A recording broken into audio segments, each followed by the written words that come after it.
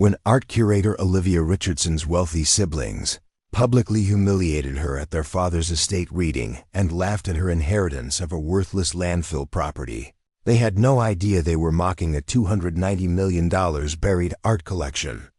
That would expose decades of art world corruption, trigger an international cultural restitution movement,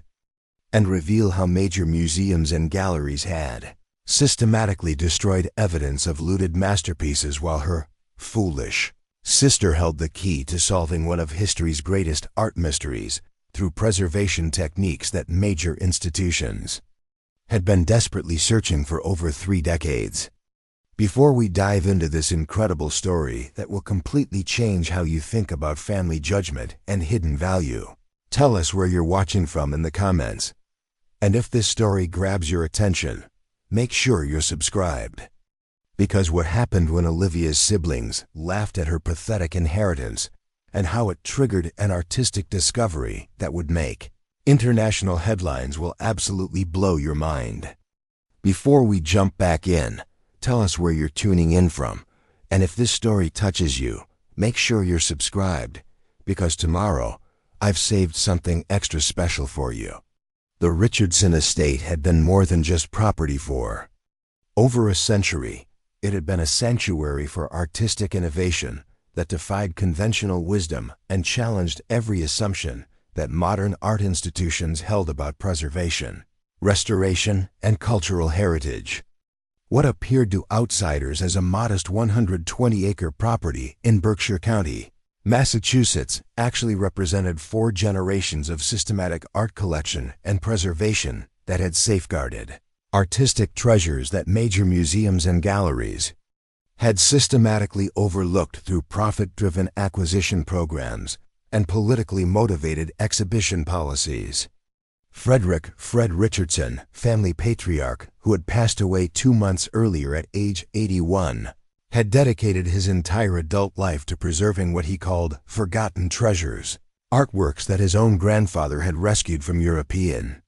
collections in the 1930s, along with preservation knowledge that had been passed down through oral tradition for centuries before modern conservation science had even begun to understand the complexity of art restoration and cultural preservation techniques. The Richardson family's commitment to unconventional preservation practices had made them outcasts in the mainstream art world, where commercial gallery methods and institutional conservation approaches had gradually replaced the careful, patient restoration programs that required generations of dedication and systematic observation to achieve results that couldn't be measured in auction prices or institutional prestige metrics. Fred Richardson's detailed preservation records, maintained in handwritten journals spanning 65 years, documented restoration techniques and material behavior patterns that contradicted every principle of modern conservation efficiency, but which had produced restoration results that institutional conservation programs had never been able to replicate, despite millions of dollars in research and technological intervention. The centerpiece of Fred Richardson's preservation program was a collection that traced back to his great-grandfather's original European rescues, artworks that had been specifically selected not for market value or institutional prestige, but for cultural significance, historical importance, and what Fred called artistic resilience, characteristics that modern art institutions had systematically ignored in favor of marketable names and prestigious acquisitions that generated substantial publicity and donor recognition. Olivia Richardson had been born into artistic heritage, but her siblings had rejected it from their earliest memories, viewing the family's preservation work as a symbol of economic limitation and social irrelevance that prevented their family from achieving the kind of financial success and social status that they observed in urban professional families whose children attended prestigious schools and pursued careers in finance, technology, and other industries that generated substantial wealth and social recognition. From the moment James Richardson had earned admission to Harvard Business School with a full academic scholarship in finance, he had systematically distanced himself from his artistic background, telling classmates and professors that his family was in private investments rather than acknowledging the preservation heritage that had actually provided the analytical thinking and attention to detail that enabled his academic success and financial innovation. James's transformation from art family heir to finance mogul had been driven by systematic rejection of everything associated with traditional preservation, including the patient, long-term thinking that characterized successful conservation operations, the respect for natural processes that couldn't be artificially accelerated, and the understanding that some forms of value couldn't be measured in immediate financial returns or quarterly profit statements. The Harvard years had reinforced James's belief that financial innovation and data-driven decision-making represented superior approaches to cultural value compared to the traditional knowledge and intuitive understanding that characterized his family's preservation practices, leading him to view art conservation as an outdated profession that would eventually be completely replaced by automated systems and artificial intelligence. James's senior thesis project had focused on developing art investment algorithms that could optimize market returns through auction data analysis, market trend predictions, and algorithmic collection recommendations, but his sophisticated technological approach had systematically ignored the preservation knowledge and cultural context that his own family had developed through generations of hands-on experience and careful observation. After graduation, James had founded Richardson Capital Partners in a Boston office building, developing art investment software that promised to revolutionize collecting through technological efficiency and data-driven optimization, but which actually served commercial gallery interests by standardizing valuation practices and eliminating the kind of traditional knowledge and specialized preservation programs that his own family had maintained. The success of Richardson Capital Partners had validated James's belief that financial innovation was superior to traditional preservation methods, with corporate clients throughout the Northeast implementing his investment systems to increase collection value and reduce conservation costs, while systematically eliminating the small-scale, specialized preservation operations that maintained cultural diversity and traditional restoration knowledge. Preparing and narrating this story took us a lot of time, so if you are enjoying it, subscribe to our channel. It means a lot to us. Now back to the story. James's personal wealth had grown to over $120 million by his 45th birthday, enabling him to purchase a $7.8 million townhouse in Boston's Beacon Hill district, drive luxury vehicles, and maintain the kind of sophisticated urban lifestyle that represented everything he had wanted to escape from his preservation childhood. Rural Massachusetts background. The irony of James's art investment business was that his sophisticated financial systems and precision valuation algorithms had contributed to the systematic destruction of exactly the kind of traditional preservation knowledge and specialized conservation programs that his own family had maintained, while generating massive profits for commercial galleries and auction houses that prioritized short-term sales over long-term cultural sustainability. James's public statements about art consistently emphasized market efficiency, technological valuation, and institutional scale as the solutions to global cultural challenges, while dismissing traditional preservation methods and family operations as economically obsolete and scientifically backward approaches that couldn't compete with modern institutional conservation and technological innovation. Meanwhile, Victoria Richardson had taken a different path from both her siblings, pursuing a prestigious law degree and establishing herself as one of Boston's most successful corporate attorneys. Her legal career at Blackstone, Harding & Associates had made her wealthy and respected in professional circles, though she maintained minimal connection to the family's artistic heritage, viewing it primarily as an unfortunate economic burden rather than a cultural treasure. Victoria's rise through legal ranks had been meteoric, becoming the youngest partner in her firm's 127-year history. Her specialty in corporate acquisitions and real estate development had built her reputation as a ruthless negotiator who could transform seemingly worthless properties into profitable developments. Her penthouse apartment in downtown Boston and collection of modern art, purchased strictly for investment purposes, reflected her prioritization of visible success over cultural significance. Unlike James, Victoria hadn't actively rejected their family background. She had simply never developed any interest in it, seeing art primarily as a commodity and preservation as a cost center rather than a cultural imperative. Her relationship with their father had been cordial but distant, marked by occasional visits where she would politely but disinterestedly listen to his passionate explanations of restoration techniques before steering conversation back to practical matters like estate planning and property management. While her siblings pursued wealth and status, Olivia Richardson had chosen a completely different path, remaining at the family property after completing her art history degree and dedicating herself to learning everything her father and grandfather could teach her about traditional preservation practices, sustainable conservation, and the careful observation skills that enabled successful art restoration without institutional assistance or commercial gallery methods. Olivia's education had occurred in preservation studios and storage facilities rather than lecture halls, with her curriculum consisting of daily restoration work, seasonal conservation cycles, and the systematic study of material behavior and artistic characteristics that couldn't be learned from textbooks or academic programs, but required years of hands-on experience and patient observation.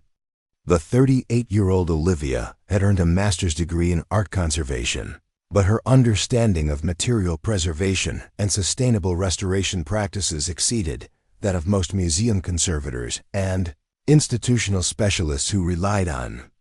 technological systems rather than direct observation and traditional knowledge.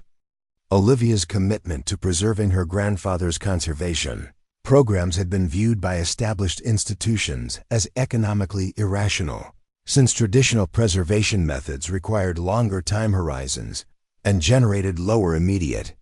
recognition compared to institutional conservation programs that prioritized visible results and standardized characteristics that attracted donor funding and institutional prestige.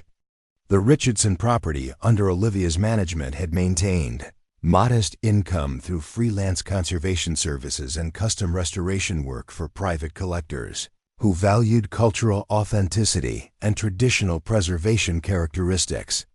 But these niche markets generated modest income compared to the massive profits available through institutional contracts and commercial gallery operations. Olivia's lifestyle reflected traditional cultural values and economic modesty, living in the same family house where her father and grandfather had been born, driving a used station wagon, and maintaining social connections within the local artistic community rather than pursuing the kind of professional networking and wealth accumulation that characterized her siblings' urban careers. The contrast between the Richardson siblings had become increasingly pronounced over the years, with James viewing Olivia as economically unsuccessful and intellectually limited, while Victoria considered her eccentric and impractical. Meanwhile,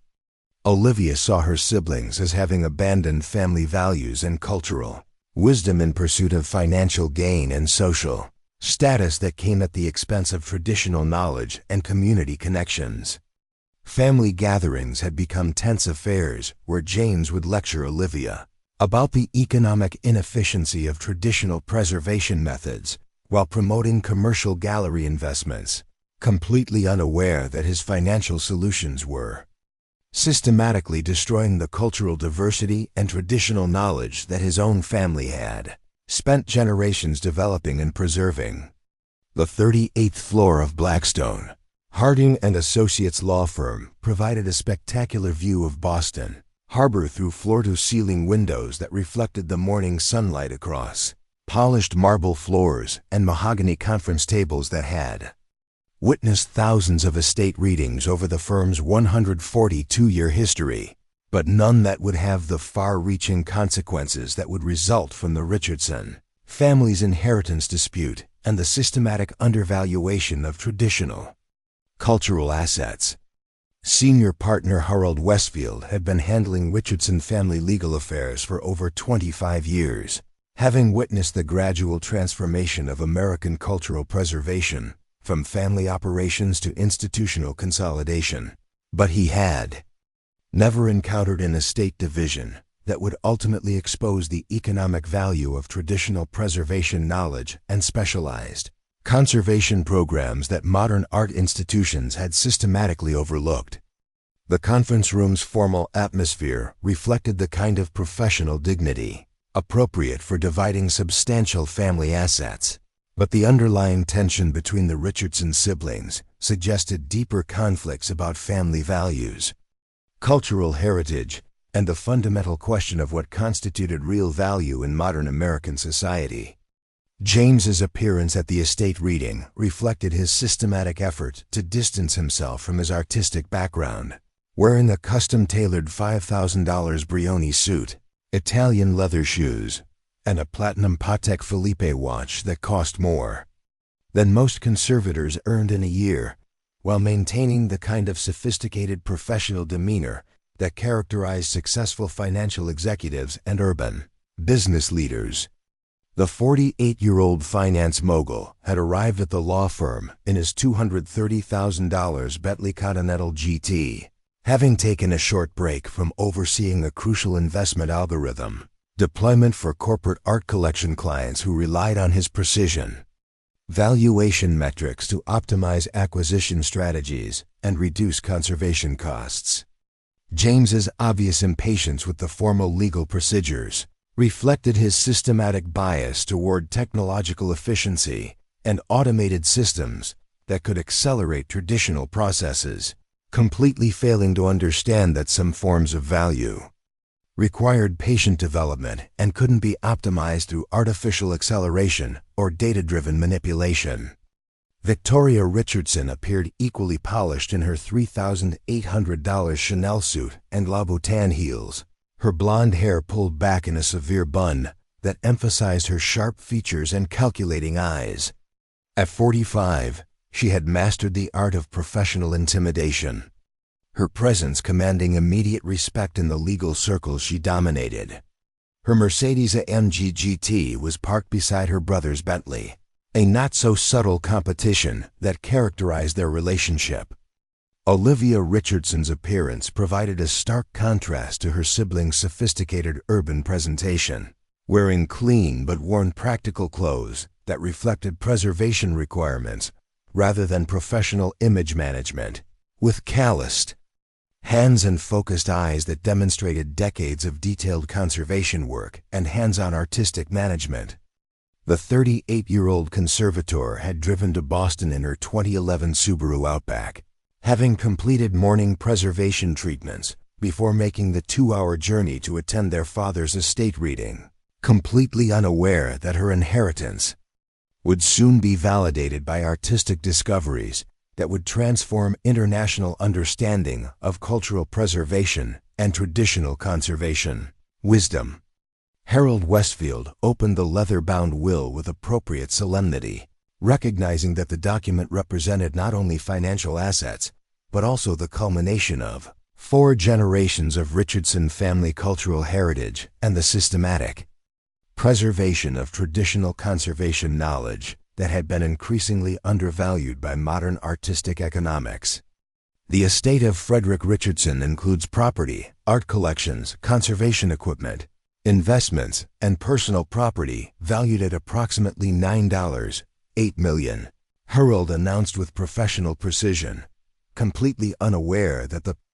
most valuable asset in the estate had been systematically undervalued by conventional artistic assessment methods and traditional property appraisal procedures.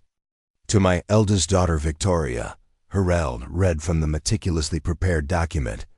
I leave my investment portfolio, including stocks, bonds, municipal securities, and savings accounts totaling $3.2 million, as well as the family's Cambridge residence. Recognizing her success in modern business, and her demonstrated preference for financial assets over artistic operations.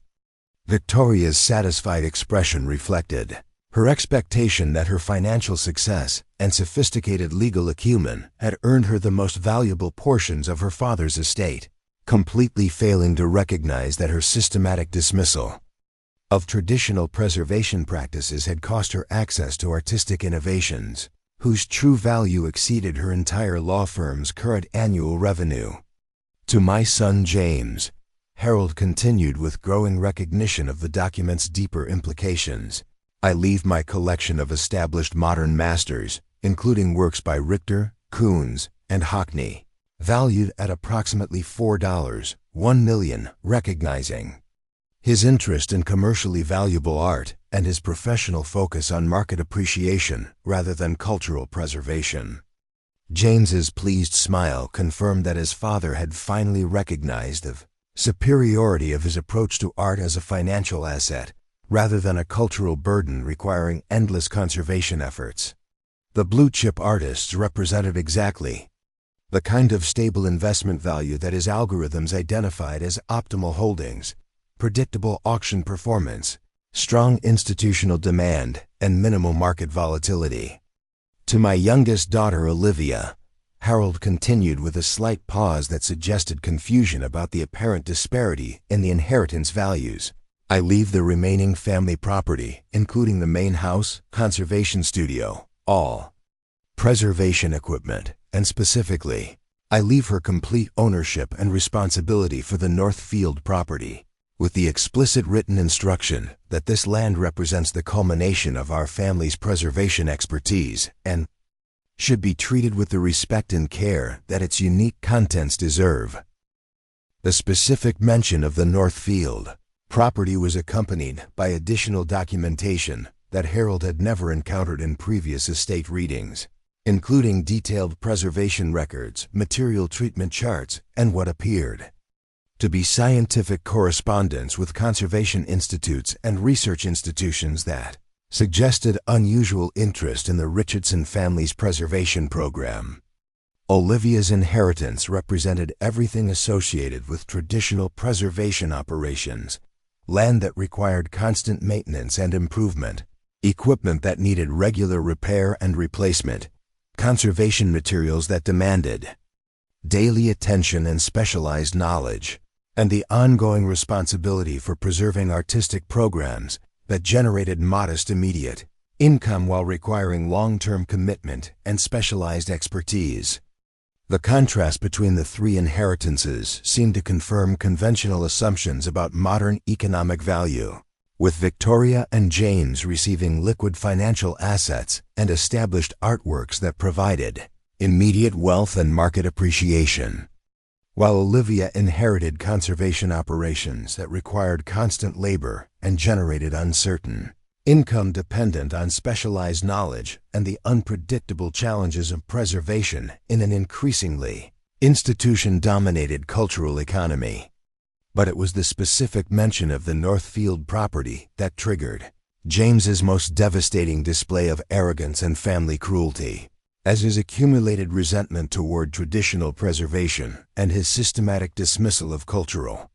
heritage combined with his sophisticated ignorance about artistic value.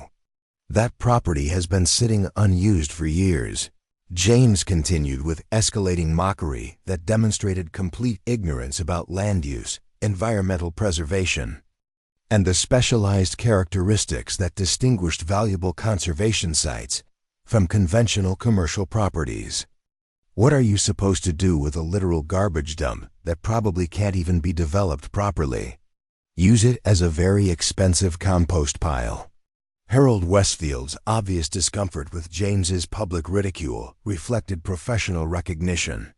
that family estate readings should be conducted with dignity and respect, but James's arrogance and systematic contempt for traditional preservation practices prevented him from recognizing the inappropriate nature of his behavior or the deeper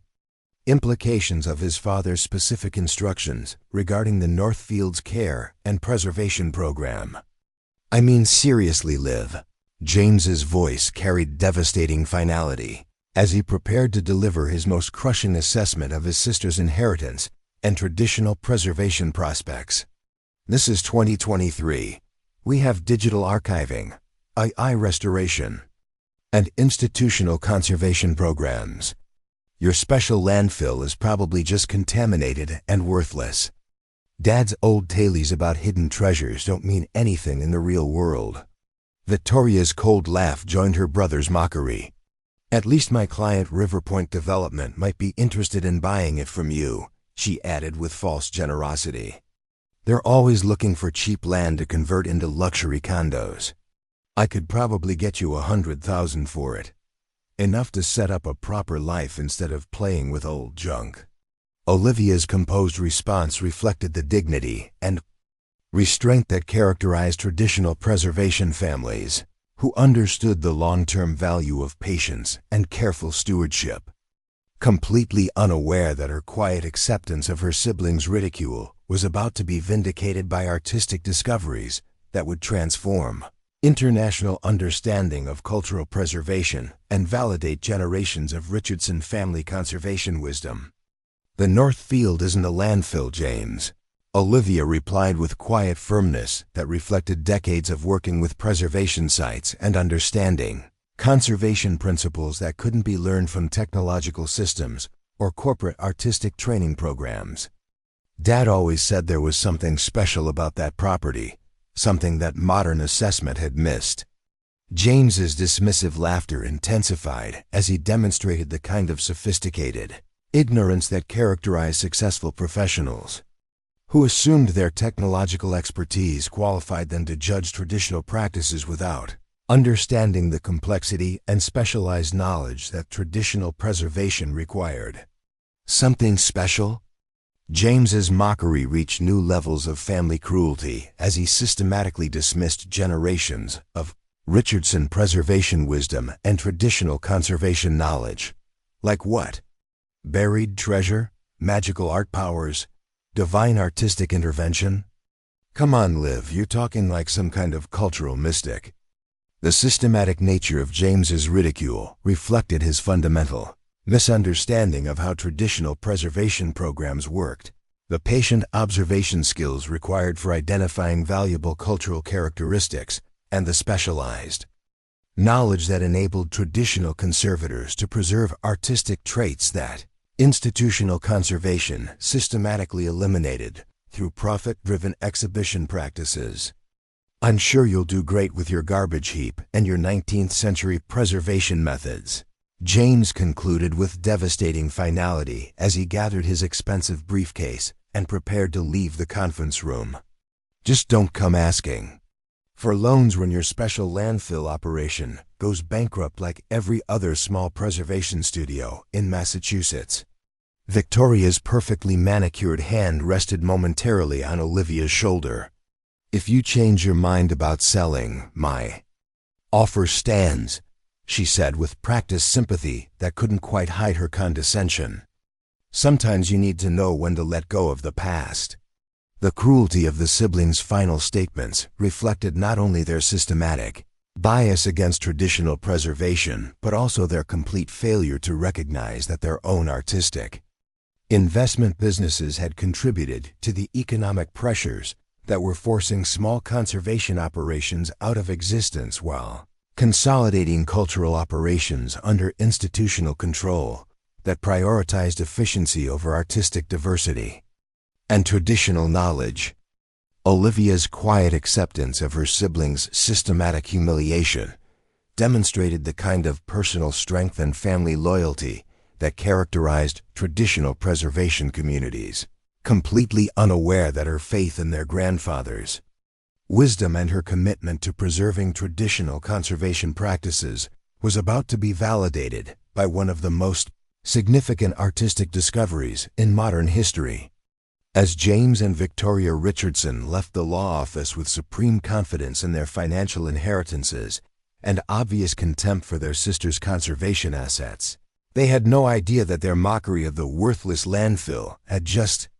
cost them access to artistic innovations that would soon be valued at over $290 million while transforming international understanding of cultural preservation and art authentication. The garbage dump that James and Victoria had dismissed as worthless represented the culmination of 4 generations of Richardson family preservation expertise, containing buried artistic treasures and documentation that cultural institutions and authentication experts had been desperately searching for throughout decades of research into lost masterpieces, disputed attributions, and the preservation of cultural heritage that commercial galleries had systematically eliminated. The irony of James's dismissive attitude was that his own art investment company had been developing authentication algorithms designed to identify exactly the kind of artistic characteristics that the Northfield collection contained. But his sophisticated technological systems had been unable to recognize the value that his own family had preserved through traditional preservation methods and patient observation over multiple generations.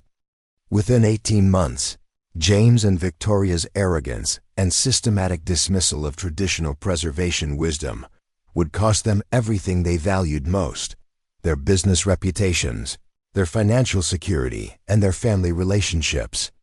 While their humble conservator sisters' respect for family heritage and cultural tradition would unlock artistic discoveries that would make international headlines and establish the Richardson property as the center of cultural innovation that could help solve decades-old mysteries about lost masterpieces and disputed attributions.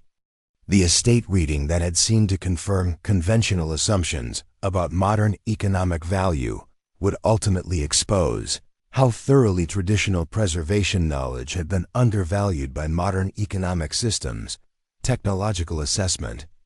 methods, and sophisticated professional judgment that ignored the complexity and specialized expertise that traditional conservation required. But on that April morning in 2023, as James and Victoria Richardson walked out of the law firm with supreme confidence in their superior intelligence and obvious contempt for their sister's backward inheritance, they had no idea that they had just made the most expensive mistake of their lives, dismissing artistic innovations that would soon revolutionize cultural authentication and transform the Richardson family property into the most valuable preservation operation in American history. Before we continue with this incredible story that will completely transform how you think about family judgment, hidden value, and the dangerous cost of arrogance, we want to know where you're watching from around the world. Drop your location in the comments below. Are you watching from the United States, Canada, Australia, the UK, or somewhere else entirely? We love connecting with our global community and seeing how these universal stories of family conflict and unexpected revelations resonate with people from different cultures and backgrounds. And if this story has already grabbed your attention with the Richardson siblings' devastating mockery of their sister's inheritance, make sure you hit that subscribe button and ring the notification bell, because what you're about to discover about the Northfield property and the Richardson family's artistic secrets will absolutely blow your mind in ways that will challenge everything you thought you knew about cultural value, artistic authentication, and the incredible treasures that can be hidden in plain sight for decades. This isn't just another story about family conflict or sibling rivalry. What you're about to witness is one of the most shocking reversals of fortune in modern cultural history, where sophisticated technology and urban wealth prove completely worthless compared to traditional knowledge and preservation wisdom that has been systematically undervalued by our modern economy and institutional conservation systems. What James and Victoria Richardson dismissed as a worthless landfill in that Boston law office will soon be revealed as containing artistic treasures that major museums have spent over $120 million trying to locate through institutional channels. While Olivia Richardson has been caring for these exact cultural artifacts through traditional preservation methods that her great-grandfather established over 130 years ago. But the story gets even more incredible than lost masterpieces and artistic authentication. because the siblings' mockery of their sister's inheritance is about to trigger a chain of events that will expose how modern conservation technology, despite all its sophistication and data-driven precision, has been systematically destroying the exact cultural knowledge and traditional preservation wisdom that could solve global authentication challenges and revolutionize our understanding of artistic heritage. The irony goes even deeper than you can imagine. James's own art investment company, Richardson Capital Partners, has been developing artificial intelligence algorithms specifically designed to identify the authentication markers that the North Field collection possesses naturally, while James himself has been completely blind to the fact that his own family property has been preserving the exact artistic treasures that his sophisticated software systems have been desperately trying to recreate through technological manipulation. We're about to take you on a journey through the hidden world of art authentication, traditional preservation wisdom, and cultural discoveries that will reveal how commercial galleries and technological innovation have systematically eliminated artistic diversity in pursuit of short-term profits, while families like the Richardsons have been quietly preserving cultural treasures that represent the future of authentication and disputed attribution resolution. What most people don't realize is that the art world is facing an authentication crisis that threatens cultural heritage in ways that institutional systems and regulatory agencies have been systematically concealing from public awareness, while traditional preservation families like the Richardsons have been unknowingly safeguarding the artistic solutions that could prevent cultural collapse and restore disputed masterpieces to their rightful place in history.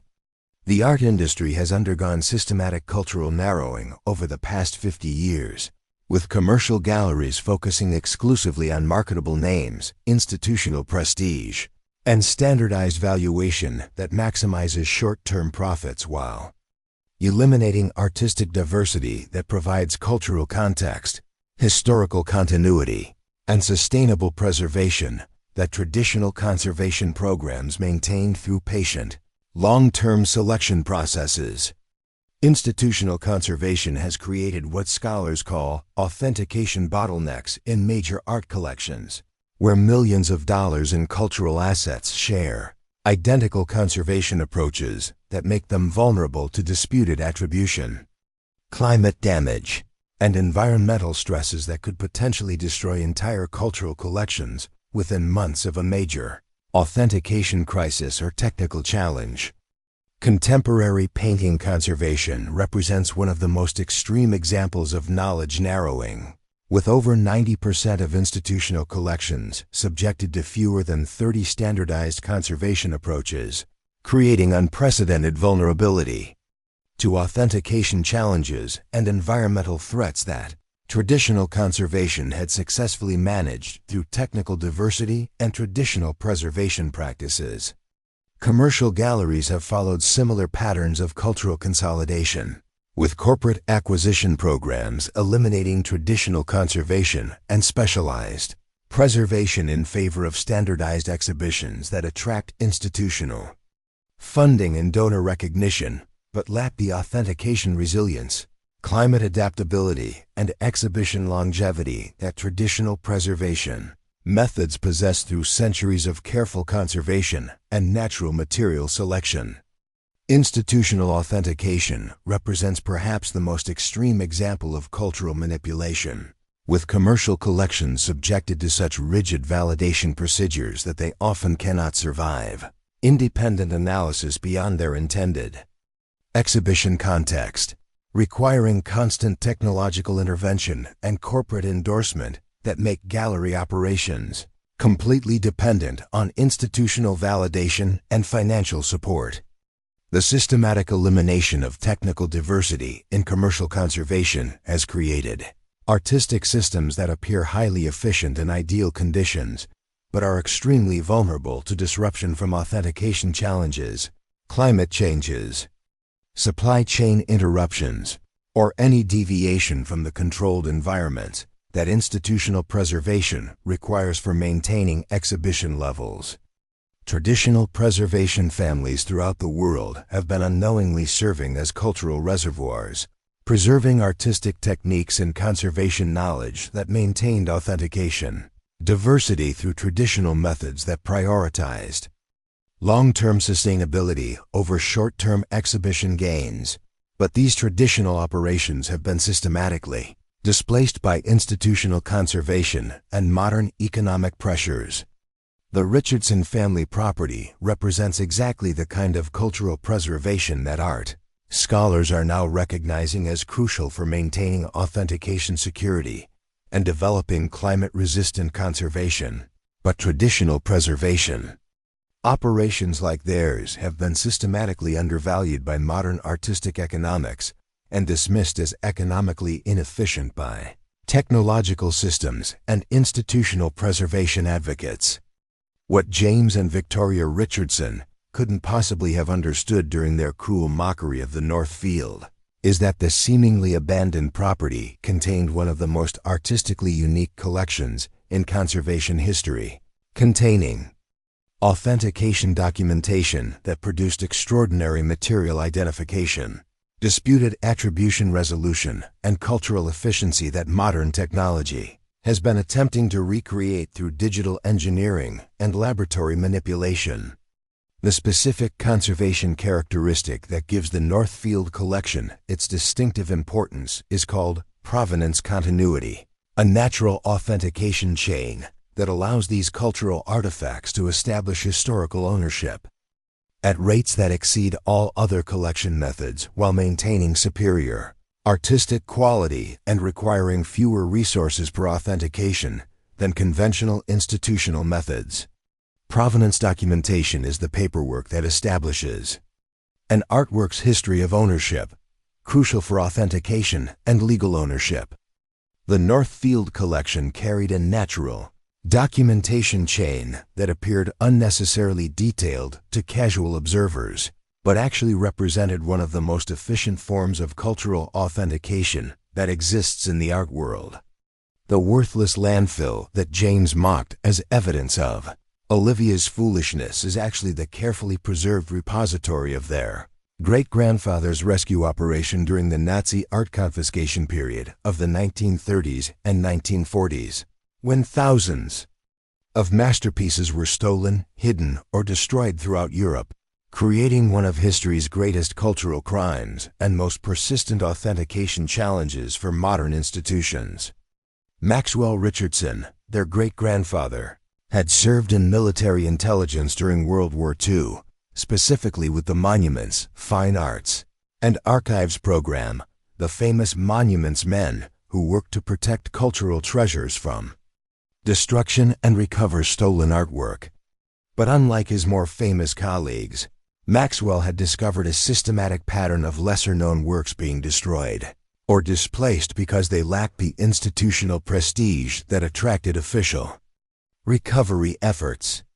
While major museums focused recovery efforts on famous paintings by recognized masters, Maxwell Richardson had documented and rescued hundreds of secondary works, creating detailed provenance records and preservation techniques specifically designed to authenticate disputed works and establish cultural ownership in what he correctly predicted would become one of history's most challenging authentication crises. The conservation techniques that Maxwell developed during this crucial period combined traditional material analysis with systematic documentation methods that preserved both physical artworks and their complete ownership history, creating authentication resources that would eventually prove more valuable than many of the individual artworks themselves as disputed attribution cases multiplied throughout the institutional art world. What made this collection even more extraordinary was that Maxwell Richardson hadn't simply preserved individual artworks, he had systematically documented entire artistic movements, cultural contexts, and creative relationships that institutional conservation had overlooked in favor of prestigious names and marketable masters, creating what scholars would eventually recognize as a comprehensive authentication ecosystem rather than merely a valuable collection. The Richardson family's preservation approach was revolutionary specifically because it maintained contextual relationships between artists, documenting creative influences, technical exchanges, and cultural developments that institutional conservation systematically ignored in favor of isolating prestigious works for maximum market value, thereby destroying exactly the contextual evidence that could resolve disputed attributions and authentication challenges. The Northfield property that Victoria and James had dismissed as worthless contained not only significant artworks carefully preserved through specialized conservation techniques, but also the most comprehensive documentation of mid-20th century artistic transitions ever assembled outside institutional settings, with material evidence that could resolve dozens of disputed attributions that had challenged museum conservators for decades. Frederick Richardson had maintained his father's preservation work through methodical documentation and specialized conservation techniques, gradually expanding the collection's scope while developing preservation methods specifically designed to withstand environmental challenges and authentication disputes that conventional institutional approaches couldn't address through standardized conservation or technological intervention. The environmental conditions of the Northfield property provided natural preservation advantages that Frederick had carefully enhanced through specialized construction and climate management, creating storage conditions that maintained artistic integrity through environmental stabilization rather than energy-intensive technological interventions that characterized institutional conservation. Biotechnology companies like Authentitech, Provenance Analytics, and Heritage Genomics had been investing massive resources in developing technical engineering techniques that could introduce material authentication into disputed collections. But their artificial approaches had been unable to replicate the natural provenance continuity that traditional preservation methods maintained through centuries of careful conservation. The pharmaceutical industry had recognized material authentication as a potential research area for developing synthetic preservation techniques, leading to the development of experimental conservation approaches that attempted to recreate the preservation effects that the Richardson collection maintained naturally through traditional methods rather than chemical intervention. Several biotechnology companies were pursuing EPA approval for conservation treatment medications that could treat deterioration challenges and climate-related material damage in institutional collections, attempting to replicate through artificial means what traditional conservators achieved through environmental management and specialized knowledge. Agricultural research institutions throughout the world had been studying traditional preservation techniques as a potential solution to global conservation challenges, since these methods could maintain artistic integrity with significantly lower environmental impact than conventional institutional conservation, while requiring fewer resources and generating lower carbon emissions than industrial preservation systems. The European Union had invested over 90 million euros in research programs designed to understand and preserve traditional conservation techniques, recognizing that methods like those used by the Richardson family represented irreplaceable cultural resources that could be crucial for developing sustainable preservation and addressing climate change challenges that threaten conventional artistic conservation.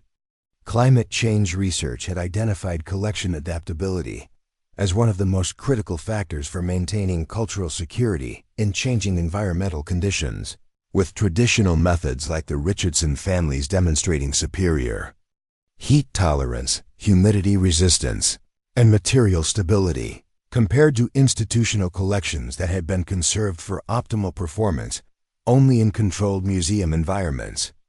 The United Nations Educational, Scientific and Cultural Organization, UNESCO, had classified traditional conservation techniques as cultural heritage resources, recognizing that conservation diversity maintained by traditional preservation families represented crucial insurance against institutional collapse and the foundation for developing climate-resistant cultural preservation systems. What made Olivia's inheritance even more extraordinary was that the Richardson family's preservation program had maintained technical diversity within their conservation approach through traditional methods that preserved multiple authentication advantages while avoiding the standardization problems that had affected many institutional collections, creating what conservators called technical resilience within a traditional preservation framework. While James Richardson was building his art investment empire and dismissing traditional preservation as economically obsolete, authentication technology corporations and conservation companies were quietly spending billions of dollars searching for exactly the preservation characteristics that his family's property had been maintaining through 4 generations of traditional conservation and careful cultural management. Authentitech, a Massachusetts-based conservation technology company, had raised over $28 million in venture capital, funding specifically to develop digital authentication techniques that could introduce provenance verification into disputed collections, attempting to artificially recreate the documentation advantages that the Richardson preservation program possessed naturally through traditional conservation methods. The company's research programs had included partnerships with major cultural institutions, like the Getty Conservation Institute and Winterthur Museum, with combined research budgets exceeding $50 million annually focused on developing technological modifications that could revolutionize authentication through digital intervention rather than traditional preservation methods. Heritage Genomics, a conservation company backed by cultural technology giant Gallery Tech, had been developing material analysis research programs that studied preservation techniques as a potential solution for developing authentication protocols. In previously unattributed works, with research applications that could transform both institutional conservation and museum authentication if successfully developed. Provenance Analytics, the first company to receive institutional approval for technology-authenticated cultural artifacts, had been expanding their engineering research to include collection applications that could introduce automated authentication and other beneficial technological characteristics into institutional collections through laboratory manipulation rather than traditional conservation. The conservation industry's interest in provenance authentication extended far beyond artistic applications, with companies like Christie's, Sotheby's, and Phillips investing hundreds of millions of dollars in developing technological applications that could address cultural authentication disputes, market value challenges, and institutional questions through systems that recreated the documentation effects naturally present in traditional preservation collections. Wintermark Conservation, now part of cultural giant Sotheby's, developed ProveNow, an experimental authentication accelerator that reached Phase 2 institutional trials for treating disputed attribution before being discontinued due to security concerns, demonstrating both the potential value and the technical challenges of artificially recreating conservation effects that traditional preservation methods maintained naturally.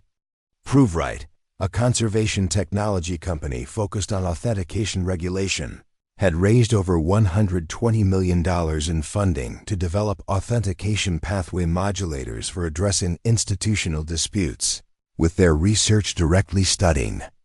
the documentation mechanisms that the Richardson collection demonstrated through natural preservation rather than technological intervention. The cultural implications of successful authentication manipulation could be worth tens of billions of dollars annually, with potential applications including more efficient art valuation, reduced environmental impact from conservation operations, improved cultural security for growing global collections, and decreased dependence on institutional validation operations that required massive resource inputs. Corporate cultural giants like Sotheby's, Christie's, and Phillips had been quietly investing in technology, partnerships, and authentication research programs that could revolutionize cultural preservation, with particular interest in technologies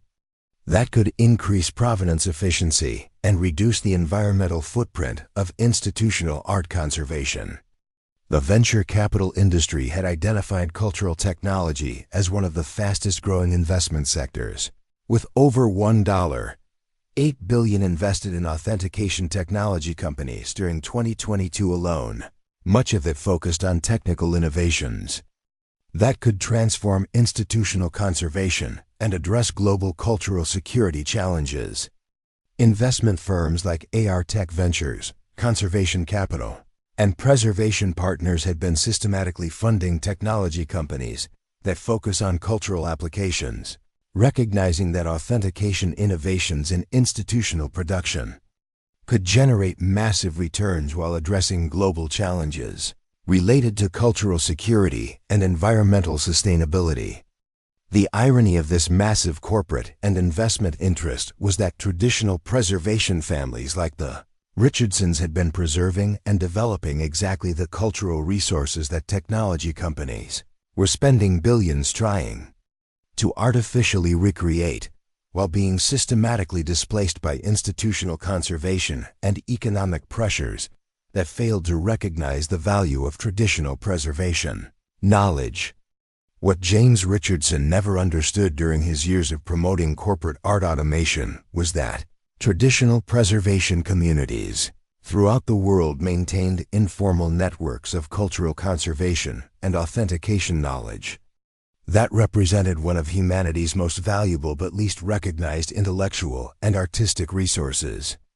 The Richardson family's connection to traditional preservation extended far beyond their own property to include relationships with other traditional conservation families throughout the Northeast, Europe, and even back to the original preservation families in the European regions affected by wartime cultural displacement, creating an informal but sophisticated network of authentication preservation that operated completely outside institutional conservation systems. Traditional preservation specialists maintained detailed conservation records, material observations, and artistic performance data that often spanned multiple generations and provided insights into artistic authentication that formal institutional research had never systematically studied or documented, representing a vast reservoir of practical knowledge that academic institutions and corporate researchers had systematically ignored. The European traditional preservation community included families that had maintained specialized conservation techniques for hundreds of years, preserving cultural diversity and authentication knowledge that predated modern conservation science, but which often produced superior results compared to institutional programs that focused exclusively on short-term exhibition optimization. Italian conservation families in the Florence region maintained preservation cooperatives and informal research networks that had been studying and preserving traditional authentication techniques for centuries, developing sophisticated understanding of material preservation that combined traditional knowledge with modern conservation science in ways that institutional conservation had never attempted. Canadian traditional preservation families, particularly in Quebec and Ontario, had been developing conservation programs that combined traditional European techniques with North American preservation management, creating hybrid approaches that maintained cultural diversity while adapting to modern institutional conditions and market requirements. American traditional preservation communities, especially in Massachusetts, New York, and Pennsylvania, maintained informal networks that shared conservation knowledge, documentation resources, and preservation techniques that had been developed through generations of practical experience and careful observation, rather than formal conservation education or institutional training programs. The knowledge transfer systems that operated within traditional preservation communities included apprenticeship relationships, family-based learning, and informal mentorship that preserved conservation expertise and cultural management skills that cannot be learned from textbooks or institutional training programs, but required years of hands-on experience and patient observation. Traditional preservation specialists often maintained multiple techniques and conservation approaches simultaneously, preserving methodology diversity through careful selection and cross-disciplinary programs that balanced conservation advantages, avoiding the standardization problems that affected some institutional populations and the methodological narrowing that characterized corporate conservation production. The economic value of traditional preservation knowledge had been systematically underestimated by modern cultural economics, which focused on short-term exhibition metrics rather than long-term conservation sustainability, authentication resilience, and adaptability that traditional preservation programs maintained through patient selection and careful cultural management. Research institutions were beginning to recognize that traditional preservation communities possessed cultural resources and conservation knowledge that could be crucial for addressing climate change, developing authentication protocols for disputed works, and maintaining cultural security in changing environmental conditions that challenged conventional preservation systems. The United Nations and various international cultural organizations have begun documenting traditional preservation techniques and conservation knowledge as part of global efforts to preserve methodological diversity for cultural heritage, recognizing that traditional preservation communities maintained irreplaceable resources that could be essential for future authentication security. The supreme irony of James Richardson's dismissive attitude toward his sister's traditional preservation inheritance was that his own art investment company, Richardson Capital Partners, had been developing sophisticated artificial intelligence algorithms specifically designed to identify and replicate the exact authentication characteristics that the Northfield collection possessed through natural preservation rather than technological intervention. Richardson Capital Partners' flagship product, ArtValue Pro, promised to revolutionize art valuation through machine learning algorithms that could analyze provenance data, predict authentication outcomes, and optimize collection selection for maximum investment efficiency. But the system had been unable to identify or replicate the natural authentication advantages that traditional preservation had maintained for centuries. The company's precision valuation software included authentication analysis modules that processed provenance documentation, exhibition performance records, and market metrics to generate investment recommendations for corporate collection operations. But these sophisticated algorithms had systematically overlooked the complex authentication interactions that traditional preservation programs managed through practical experience and intuitive understanding. James's technological approach to cultural valuation assumed that superior authentication outcomes could be achieved through data analysis and algorithmic optimization, but his systems had been unable to replicate the documentation balance and historical verification that traditional preservation programs achieved through patient selection and careful observation of material behavior and performance. The artificial intelligence systems that Richardson Capital Partners had developed could process vast amounts of authentication data and identify statistical correlations between provenance markers and market outcomes, but they lacked the practical understanding of material behavior, environmental adaptation, and long-term conservation sustainability that characterize traditional preservation knowledge.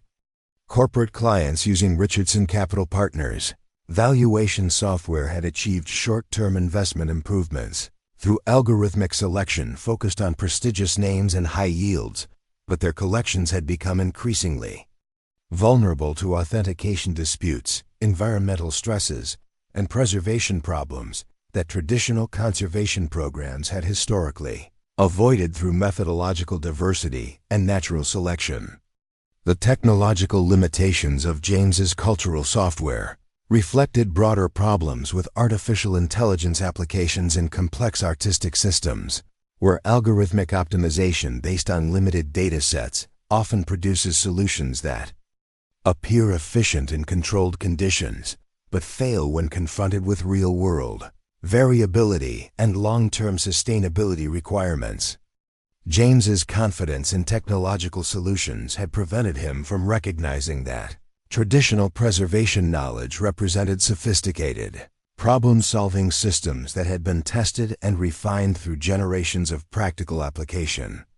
Under varying conditions, producing robust solutions that technological systems had been unable to replicate through artificial intelligence or technical engineering.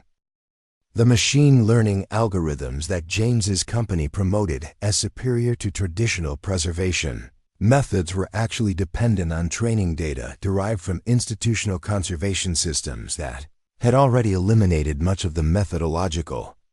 diversity and traditional knowledge that could have improved their performance and reliability. Corporate cultural operations that had adopted Richardson Capital Partners' precision valuation systems were beginning to experience authentication bottlenecks, provenance susceptibility, and conservation problems that traditional preservation operations had historically avoided, but these problems were often attributed to external factors rather than systemic limitations of technological systems. The venture capital investors who had funded Richardson Capital Partners were primarily interested in technological scalability and rapid market penetration rather than long-term cultural sustainability or authentication preservation, creating business incentives that prioritize short-term growth over the patient development and testing that effective conservation innovations typically required.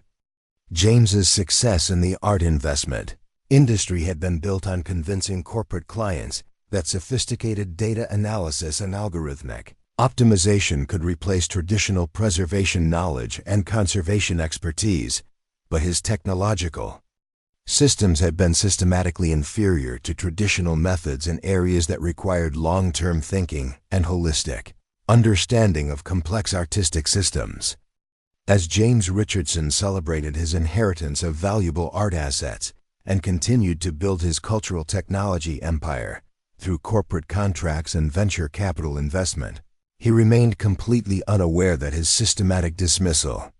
of traditional preservation wisdom was about to cost him everything he had worked to achieve in the technology industry. The conservation research community was beginning to recognize that traditional preservation techniques and conservation knowledge represented irreplaceable cultural resources that could be crucial for addressing global authentication challenges, climate change adaptation, and sustainable conservation development, creating new interest in exactly the kind of traditional preservation operations that James had systematically dismissed as economically obsolete. Art conservation universities throughout the United States and Europe were launching research programs specifically focused on studying traditional preservation techniques and conservation methods, recognizing that conventional conservation science had systematically overlooked cultural resources and practical knowledge that could revolutionize institutional conservation and environmental sustainability. International cultural organizations and government agencies were beginning to develop policies and funding programs designed to preserve traditional conservation techniques and support traditional preservation operations that maintained methodological diversity and conservation knowledge that institutional conservation had systematically eliminated through industrial standardization.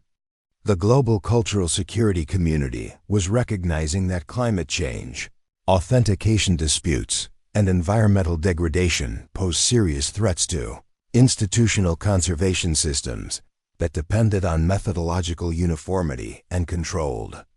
environments, creating new appreciation for traditional preservation systems that maintain technical diversity and environmental adaptability. Conservation technology investors were beginning to shift their focus from purely technological solutions toward hybrid approaches that combine traditional preservation knowledge with modern methods and conservation science, recognizing that traditional preservation communities possessed cultural resources and practical expertise that technological systems alone could not replicate or replace.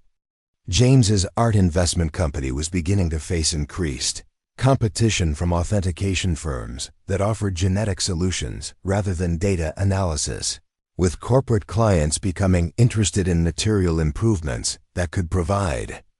long-term advantages rather than short-term optimization of existing collection valuations. The venture capital community that had funded James's company was beginning to recognize that cultural biotechnology and genetic innovation represented potentially more valuable and scalable opportunities than software systems that simply optimized existing artistic practices without addressing fundamental authentication limitations. Olivia Richardson, working quietly on the family property with her traditional preservation programs and careful conservation management, was completely unaware that her inheritance of the worthless landfill would soon attract attention from art researchers, authentication companies, and conservation scientists, who would recognize the Northfield collection as representing one of the most valuable cultural resources in modern preservation. The scientific community was on the verge of discoveries that would revolutionize understanding of art, authentication, and traditional preservation knowledge, creating opportunities for massive economic value and cultural innovation that would completely transform the relationship between traditional conservation and modern institutional science. Within months of James and Victoria's cruel mockery of their sister's inheritance, a chain of events would begin that would expose the true value of traditional preservation wisdom while demonstrating the limitations of technological approaches that ignored methodological diversity and traditional knowledge, ultimately leading to one of the most dramatic reversals of fortune in modern cultural history. But on that April day in 2023, as James returned to his luxury townhouse and his sophisticated technology business, he had no idea that his dismissal of the worthless landfill had just cost him access to cultural innovations worth hundreds of millions of dollars, while his humble conservator sister prepared to care for artistic assets that would soon transform global understanding of art authentication and sustainable preservation.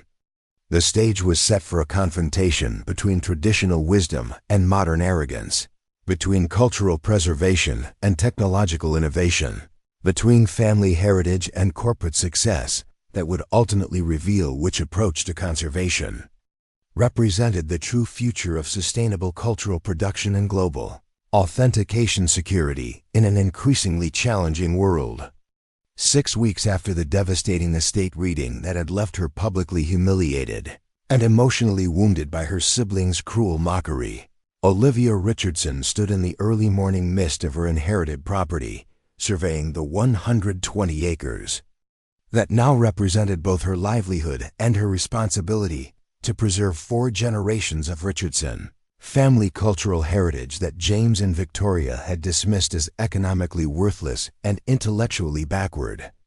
The May morning air carried the familiar scent of grass, earth, and rich Massachusetts soil that had surrounded Olivia since childhood, providing the kind of sensory comfort and connection to place that urban professionals like her siblings could never understand or appreciate, despite their sophisticated lifestyles and accumulated wealth that separated them from direct contact with natural systems and artistic cycles. Olivia's daily routine began at 6:30 a.m. with conservation treatments, equipment maintenance, and the systematic care of over 200 artworks that required individual attention and specialized knowledge that couldn't be learned from textbooks or institutional training programs, but which demanded years of hands-on experience and patient observation of material behavior and environmental conditions. The family house that Olivia had inherited along with the preservation operation reflected 4 generations of Richardson family occupation, with practical modifications and functional improvements that prioritized conservation efficiency over aesthetic appeal, creating a living space that served preservation operations rather than impressing visitors or demonstrating social status. Olivia's personal living conditions reflected the economic realities of traditional preservation operations, with modest furnishings, practical clothing, and everyday expenses carefully managed to ensure that available resources could be invested in conservation care, equipment maintenance, and preservation improvements that would maintain cultural integrity and preserve authentication programs. The contrast between Olivia's rural lifestyle and her siblings' urban luxury was visible in every aspect of their daily existence, from the worn work clothes and practical equipment that Olivia required for conservation operations to the sophisticated wardrobes and professional accessories that James and Victoria used to maintain their corporate image and social status. Olivia's social connections remained rooted in the local preservation community, with relationships based on shared conservation experiences, mutual assistance during complex restorations, and common understanding of preservation challenges that created bonds of practical cooperation rather than competitive networking or professional advancement. The economic pressures that Olivia faced as a traditional conservator reflected broader trends in American preservation, where institutional consolidation and commercial gallery methods had created market conditions that systematically disadvantaged small-scale operations and traditional preservation practices that couldn't compete with subsidized institutional conservation. Olivia's preservation operation generated modest annual income that provided basic living expenses and conservation reinvestment, but which couldn't support the kind of luxury lifestyle or accumulated wealth that her siblings enjoyed through their technology business and legal career that required no daily physical labor or specialized expertise. The daily challenges that Olivia confronted included equipment limitations, weather uncertainties, material degradation, and regulatory requirements that demanded constant attention and problem-solving abilities while providing economic returns that barely justified the investment of time, energy, and expertise that successful conservation required. Olivia's commitment to preserving her grandfather's conservation programs required additional resources and specialized knowledge that reduced short-term profitability in favor of maintaining methodological diversity and traditional preservation, characteristics that conventional artistic economics couldn't properly value or recognize as economically significant. The isolation that Olivia experienced as a traditional conservator included systematic exclusion from institutional technology networks, commercial gallery associations, and modern conservation education programs that promoted industrial methods and dismissed traditional preservation knowledge as economically inefficient and scientifically obsolete. Local preservation communities in Berkshire County had been steadily declining as economic pressures and institutional consolidation forced traditional conservators to sell their operations to commercial galleries that converted family preservation studios to standardized production facilities that eliminated traditional conservation programs and specialized artistic operations. Olivia's neighbors included other traditional preservation families who struggled with similar economic challenges and social isolation, creating informal support networks that shared equipment, expertise, and conservation knowledge while maintaining preservation traditions that were increasingly marginalized by modern artistic systems. The conservation supplies that Olivia's work required included specialized materials about traditional techniques and methodological characteristics that many modern suppliers lacked, since conservation education programs focus primarily on institutional methods and commercial conservation systems rather than traditional approaches and specialized preservation practices.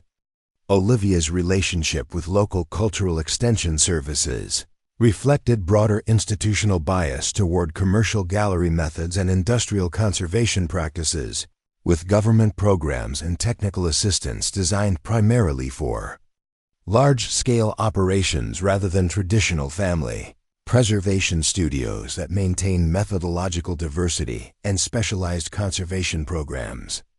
The financial institutions that served rural communities had been systematically consolidated and corporatized, with lending policies that favored institutional conservation investments over traditional preservation operations that couldn't demonstrate the rapid returns and scalable profits that commercial banking required for cultural loans and preservation financing. Olivia's access to artistic markets was limited by corporate consolidation in cultural processing and distribution, with traditional conservators increasingly excluded from supply chains that favored large-scale producers and standardized products over specialty preservation and traditional artistic products that required different handling and marketing approaches. Every morning, Olivia's property routine included careful attention to the Northfield collection that her siblings had cruelly dismissed as a worthless landfill, completely unaware that this remarkable conservation site represented one of the most culturally valuable preservation specimens in modern artistic history, containing conservation characteristics that authentication corporations had spent hundreds of millions of dollars attempting to artificially recreate. The Northfield's appearance immediately distinguished it from conventional properties, with carefully constructed preservation chambers that created the distinctive environmental conditions James had mocked as evidence of waste, but which actually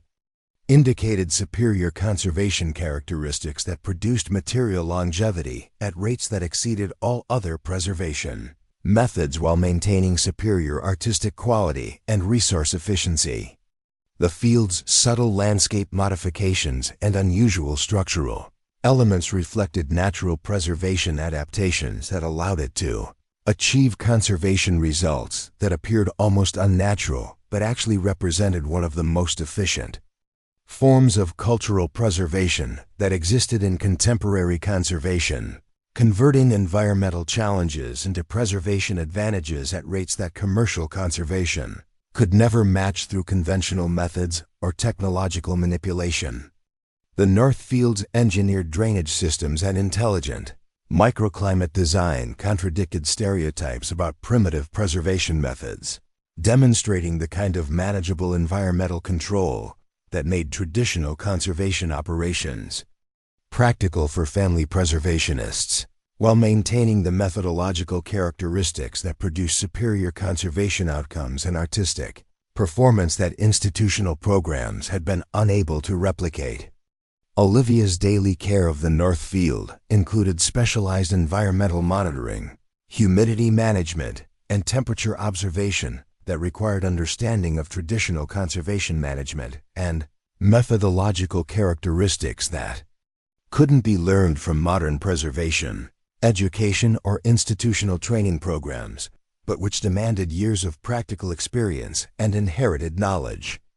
The preservation program that Olivia maintained for the Northfield focused on traditional conservation combinations and environmental management that supported optimal material expression and condition maintenance rather than rapid exhibition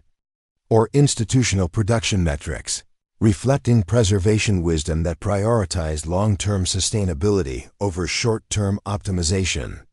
The Northfield's preservation records, maintained in detailed handwritten logs that Olivia had inherited along with the property, documented material lineage and conservation outcomes that traced back to the original European rescues that Olivia's great-grandfather had conducted during wartime displacements in the 1940s, preserving authentication information that represented over 80 years of careful selection and traditional preservation expertise. The specialized storage facilities that Olivia maintained for the Northfield collection included environmental control and atmospheric management that supported optimal condition and material expression while maintaining the kind of individual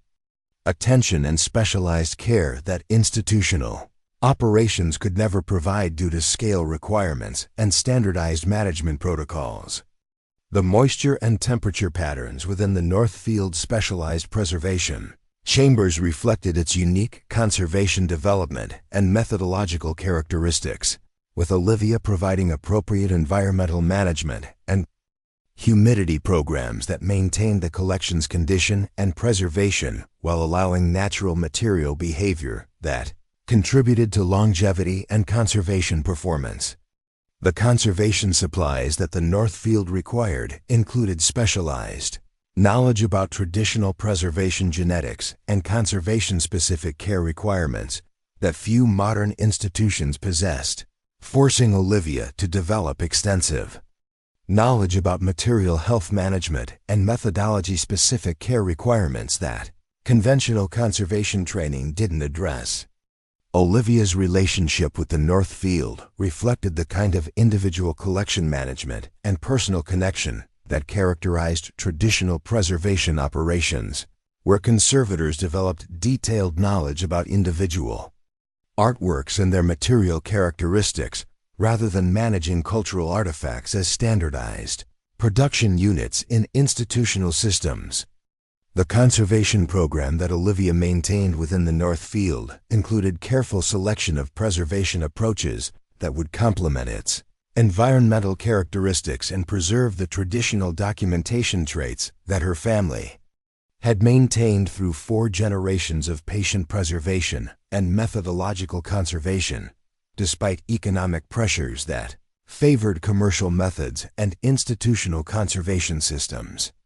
Local collectors occasionally brought disputed artworks to be analyzed using the North Field's documentation resources, recognizing the superior quality of authentication that resulted from its methodological characteristics, but few understood the scientific significance or economic value of the traditional preservation program that Olivia was maintaining through her inherited responsibility and family commitment. The economic value that Olivia generated through the North Field's conservation services provided modest additional income that helped support the preservation operation. But conventional artistic economics failed to recognize the true cultural value or potential authentication applications that the North Field's methods represented for future preservation, innovation, and sustainable cultural production. Olivia's documentation of the North Field's conservation outcomes included detailed records of material performance, preservation characteristics, and artistic quality that demonstrated the superior results achieved through traditional methods. Compared to institutional conservation and artificial authentication programs that prioritized quantity over methodological quality, the institutional testing that Olivia had considered for the North Field collection was prohibitively expensive for a traditional preservation operation, with commercial authentication services designed primarily for institutional collections and research universities rather than family conservators who maintain traditional preservation programs through practical knowledge and inherited expertise. While Olivia struggled with the daily challenges of traditional conservation and preservation management, James Richardson continued to build his technology empire from his luxury townhouse in Boston's Beacon Hill district, completely isolated from preservation realities and increasingly convinced that his sophisticated business success validated his dismissive attitude toward traditional conservation and rural life. James's daily routine reflected the kind of urban professional lifestyle that prioritized efficiency, technology, and social networking over direct productive labor or specialized technical expertise, with personal assistance, automated systems,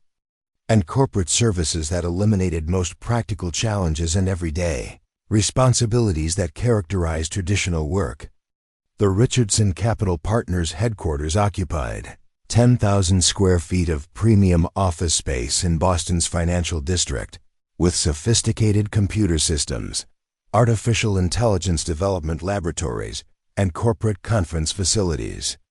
that projected the kind of professional success and technological innovation that impressed corporate clients and venture capital investors. James's office reflected his systematic effort to distance himself from his preservation background, with modern furniture, abstract art, and technological displays that created an atmosphere of sophisticated professionalism while completely eliminating any visual references to conservation, rural life, or traditional preservation heritage that might compromise his technology industry image. The corporate culture that James had developed at Richardson Capital Partners emphasized technological innovation, data-driven decision-making, and algorithmic optimization as superior approaches to traditional knowledge and practical experience, creating an organizational environment that systematically devalued exactly the kind of preservation wisdom that his own family had preserved. James's management style reflected his confidence in technological solutions and systematic bias against traditional approaches, with corporate policies that promoted automation, artificial intelligence, and data analysis while dismissing practical knowledge and hands-on expertise as economically inefficient and intellectually inferior methods of problem-solving. The client base that Richardson Capital Partners served included major corporate collections like Deutsche Bank, UBS, and Credit Suisse, whose institutional conservation systems and profit-driven exhibition methods had systematically displaced exactly the kind of traditional preservation operations and authentication preservation programs that Olivia maintained on the family property. James's marketing presentations consistently promoted technological superiority over traditional preservation methods, with sophisticated sales materials and corporate demonstrations that convinced clients that artificial intelligence and algorithmic optimization could replace conservation expertise and traditional knowledge while improving efficiency and profitability. The venture capital funding that Richardson Capital Partners had received totaled over $28 million from prestigious investment firms like Highland Capital and Bessemer Venture Partners, whose partnership validated James's belief that technological innovation represented the future of preservation while traditional conservation methods were economically obsolete and socially backward. James's personal wealth had grown substantially since the estate reading, with his technology company's valuation increasing to over $180 million, as his corporate art collection clients adopted his precision valuation software and artificial intelligence systems that promised to revolutionize artistic production through technological innovation rather than authentication improvement or traditional preservation knowledge. The luxury lifestyle that James maintained included expensive vehicles, exclusive social clubs, and sophisticated entertainment that reinforced his identity as a successful technology entrepreneur while systematically isolating him from preservation communities and traditional conservation knowledge that could have informed his business development and technical innovation. James's social connections included other technology executives, venture capital investors, and corporate artistic leaders who shared his bias toward technological solutions and systematic dismissal of traditional preservation methods, creating an echo chamber that reinforced his assumptions about artistic innovation while preventing exposure to alternative approaches or traditional knowledge. The professional recognition that James received included technology industry awards, cultural innovation honors, and corporate leadership recognition that validated his approach to preservation technology while completely ignoring the authentication resources and traditional knowledge that his own family had preserved through generations of conservation expertise. James's media appearances and conference presentations consistently promoted corporate artistic automation and technological optimization as solutions to global cultural challenges, while systematically dismissing traditional preservation and authentication conservation as economically inefficient approaches that couldn't compete with modern institutional conservation and sophisticated technological systems. The cultural technology industry that James dominated included systematic bias toward technological solutions and corporate scalability, with industry networks and professional associations that promoted automation and artificial intelligence, while ignoring traditional preservation knowledge and authentication conservation programs that required patient development and specialized expertise. James's relationship with his corporate collection clients included systematic promotion of standardization and technological optimization that eliminated exactly the kind of methodological diversity and traditional conservation programs that could have improved their artistic operations while reducing environmental impact and improving sustainable cultural production. The weeks following the estate reading had intensified the emotional and philosophical distance between the Richardson siblings, with James and Victoria's continued success in their respective industries reinforcing their confidence in modern approaches, while Olivia's commitment to traditional preservation isolated her from mainstream artistic trends and economic opportunities that characterized contemporary cultural production. James's social media presence included frequent posts about technological innovation, corporate success, and sophisticated urban lifestyle that implicitly criticized traditional approaches and rural life while promoting the kind of modern professional achievement that attracted admiration from technology industry networks and corporate artistic leadership. The technology conferences where James delivered keynote presentations about cultural innovation consistently promoted corporate solutions and technological automation while systematically dismissing traditional preservation knowledge as economically obsolete, creating professional recognition that reinforced his bias against the artistic heritage that Olivia was preserving. Victoria's corporate law practice had flourished in recent months, with her firm winning several major development contracts that would transform undeveloped land into luxury condominiums and commercial spaces. Each successful project further validated her belief that land's only real value came from development potential, not preservation. Her Instagram feed showcased her attending gallery openings where she purchased contemporary art, recommended by her brother's algorithm, art selected purely for investment value rather than cultural significance. Olivia's isolation from modern preservation networks reflected her commitment to traditional conservation methods and authentication preservation programs that were increasingly marginalized by institutional conservation and technological systems that prioritized efficiency over methodological diversity and traditional knowledge. The economic pressures that Olivia faced as a traditional conservator included systematic disadvantages in artistic markets that favored institutional production and standardized exhibitions over specialty preservation and traditional conservation. Programs that required specialized knowledge and individual attention rather than automated systems and corporate management. James's venture capital relationships included investors who were systematically funding preservation, technology companies that promoted automation and artificial intelligence, while ignoring traditional conservation knowledge and authentication. Preservation programs that could have provided more sustainable and environmentally beneficial approaches to artistic innovation. The corporate art collection clients that James served were implementing his technological systems to optimize existing institutional operations, while eliminating traditional conservation programs and methodological diversity that could have improved their exhibition sustainability and environmental performance through natural authentication advantages rather than technological intervention. Olivia's commitment to preserving traditional conservation programs required personal sacrifices and economic limitations that prevented her from participating in modern preservation networks and technology adoption that could have improved her conservation efficiency while compromising the authentication, preservation, and traditional knowledge that represented her family's artistic legacy.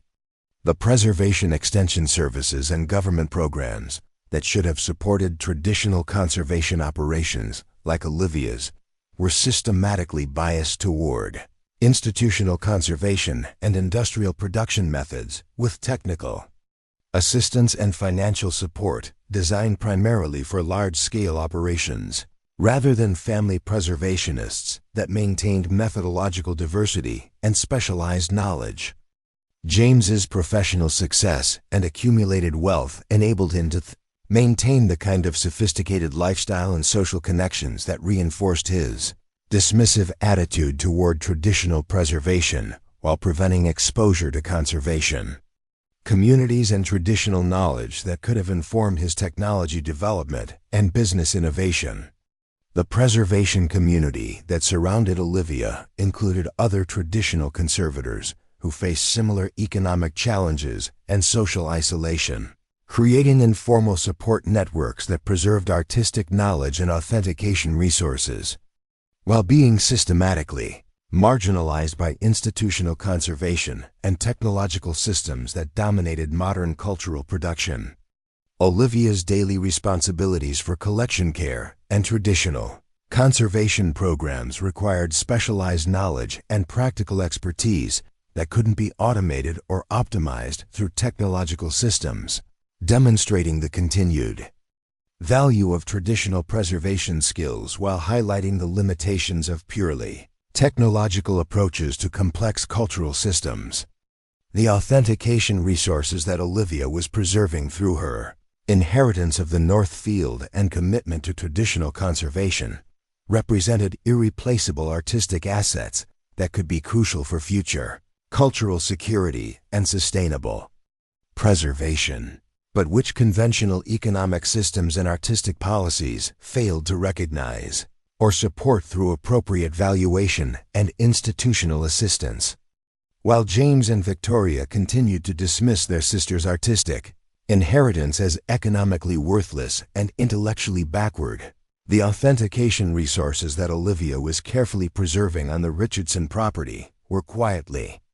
attracting attention from conservation researchers and authentication companies who were beginning to recognize the extraordinary value of traditional preservation methods and conservation knowledge that had been systematically overlooked by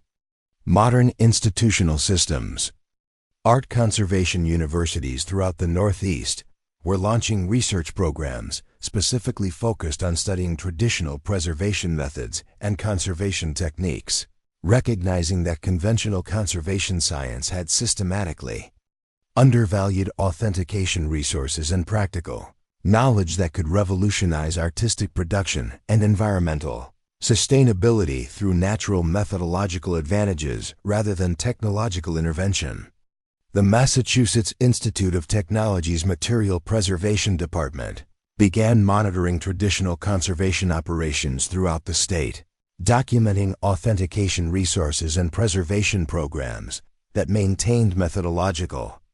diversity and specialized characteristics that could be crucial for developing climate-resistant conservation and sustainable cultural production systems that addressed global preservation challenges.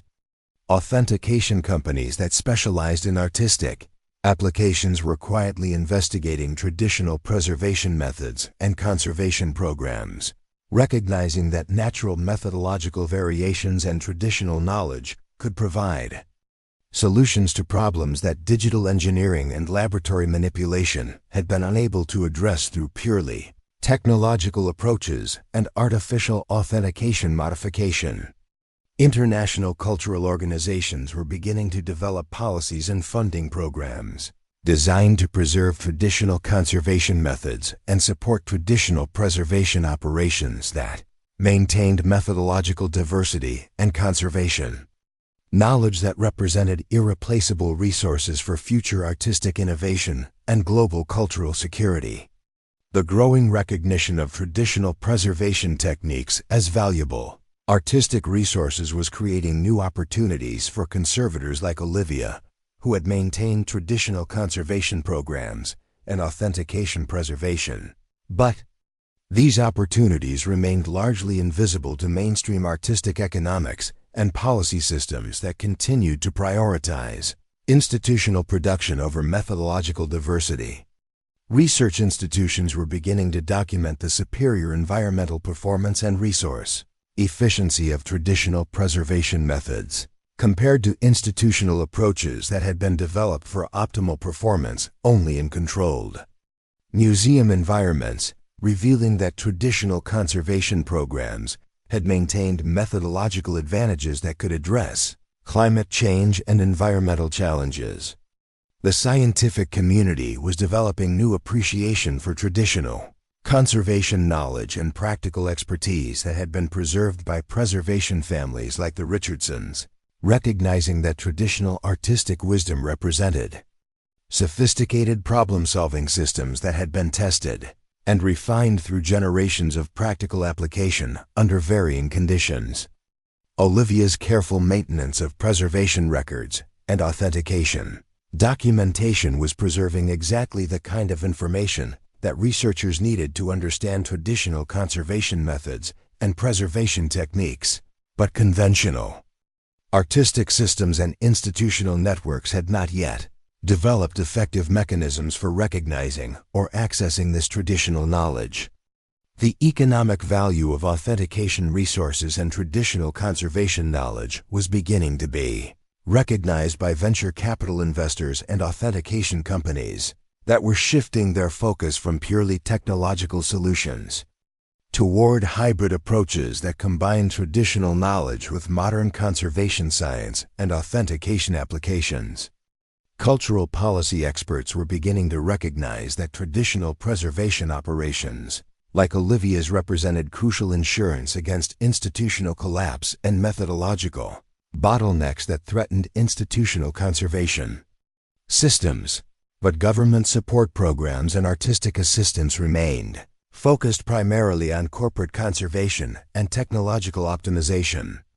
The international exchange of authentication resources and traditional preservation methods was beginning to develop as countries recognized the value of preserving methodological diversity and traditional knowledge that could be essential for addressing global cultural security challenges and climate change adaptation in institutional systems. Olivia's daily care of the North Field and commitment to traditional conservation programs was preserving authentication resources and artistic knowledge that would soon be recognized as extraordinarily valuable by research institutions and authentication companies. But the true economic and scientific significance of her inheritance remained completely invisible to company conventional assessment and economic valuation systems. As James continued to build his technology empire while dismissing traditional preservation as economically obsolete, the authentication resources that Olivia was quietly preserving were about to attract attention from artistic scientists and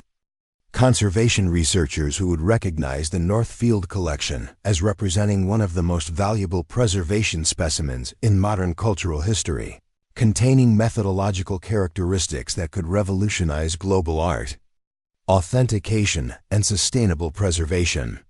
The stage was set for a dramatic revelation that would expose the true value of traditional preservation wisdom while demonstrating the limitations of purely technological approaches to artistic innovation, ultimately leading to one of the most shocking reversals of fortune in modern cultural history, as the worthless landfill that James and Victoria had mocked would soon be recognized as containing artistic secrets worth hundreds of millions of dollars.